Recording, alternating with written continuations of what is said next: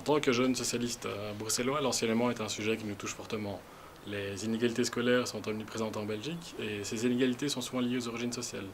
Plus les conditions socio-économiques sont défavorables et moins les chances de réussite scolaire sont possibles. Face à ce constat qui nous a interpellés en tant que jeunes socialistes, nous avons fait appel à Caroline Désir, Faouzia Rich, Anna Zaitouni et Valérie Deneyer pour nous aider à davantage aider nos réflexions. Mais avant ça, je vous propose quelques témoignages. L'enseignement, c'est probablement le premier défi pour Bruxelles. On a d'un côté une augmentation considérable de la population, et puis on a un chiffre de chômage qui est inacceptable. Et là, on se rend compte que nous devons plus que jamais investir dans l'enseignement. Probablement mieux gérer notre enseignement, un enseignement géré par les Bruxellois, mieux adapté à notre économie et aux offres d'emploi, et faire en sorte que les jeunes qui vont à l'école puissent avoir toutes les compétences pour pouvoir atteindre l'emploi. Plus de langues, des formations mieux adaptées et plus en adéquation avec le monde du travail. C'est ce que je souhaite pour l'enseignement de demain. Je suis partisan d'un réseau unique et public. Ça ne veut pas dire qu'on ne doit pas demander l'avis des gens sur l'organisation de l'enseignement, mais ça veut dire que chacun est traité de la même façon et qu'on fait de formidables économies d'échelle par rapport au système actuel. La concurrence, ce n'est pas un principe pour nous dans le monde de l'enseignement non plus. Si on régionalise, peut-être qu'on pourra apporter nos solutions aux problèmes, mais c'est certain qu'il faut qu'on ait alors les moyens financiers pour le faire. Je crains un peu que quand on parle de régionalisation, on dise « Ah ben vous avez des problèmes, là vous allez payer pour vos problèmes ».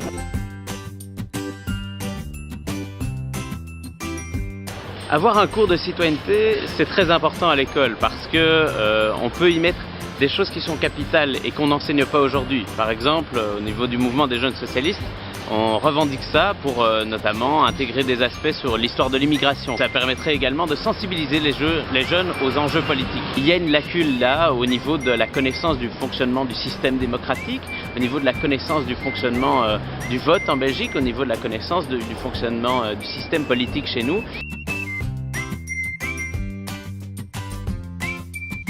L'école engendre un certain nombre de coûts accessoires, que ce soit les cantines, les fournitures scolaires, les classes d'épaysement.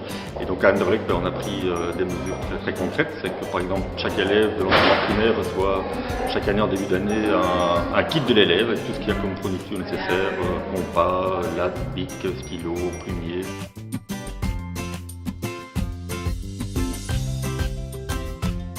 Les activités sportives ou culturelles contribue grandement à l'émancipation et au développement de chaque jeune. Tout cela constitue des frais non négligeables pour les parents, sans compter les coûts du matériel scolaire et des activités pédagogiques.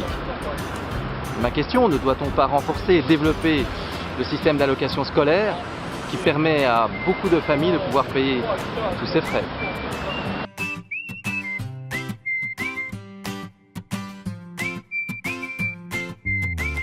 Je pense qu'il n'y a pas de sous-métier et je pense qu'il y a moyen de se valoriser dans des métiers techniques, manuels et professionnels. Il y a vraiment moyen de bien gagner sa vie, il y a moyen de se valoriser, d'être valorisé.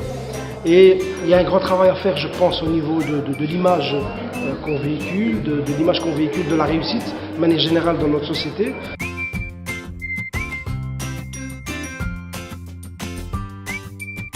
À la commune d'Ixelles notamment, nous avons mis en place vraiment une vraie priorité par rapport aux écoles de devoirs. Je pense que nous sommes la seule commune bruxelloise à mettre en place des écoles de devoirs, non seulement soutenues, mais accompagnées et mises en place entièrement par une structure communale qui accompagne les jeunes.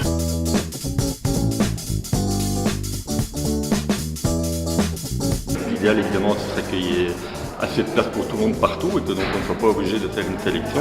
Malheureusement ce n'est pas le cas et on sait bien qu'il y a des écoles qui sont en demande, que les parents sont en demande de place dans certaines écoles et donc il faut une méthode objective pour sélectionner les enfants. Et je pense qu'en plus de la peine pour les parents à ne pas pouvoir trouver l'école qu'ils souhaitent, si en plus il y a un sentiment de discrimination qui s'impose, ce sera encore plus dramatique pour les parents. Et donc je pense que le décret d'inscription est un mal tout à fait nécessaire.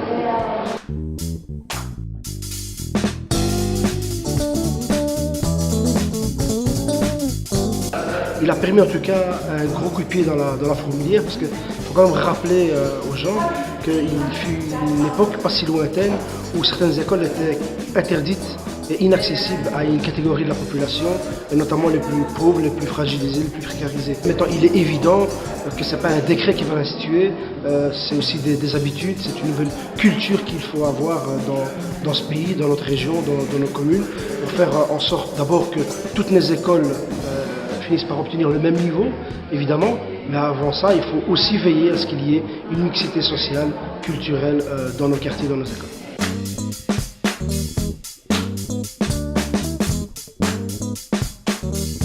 La région a déjà été présente et est présente au travers de son plan école qu'elle a pu développer pour les écoles primaires.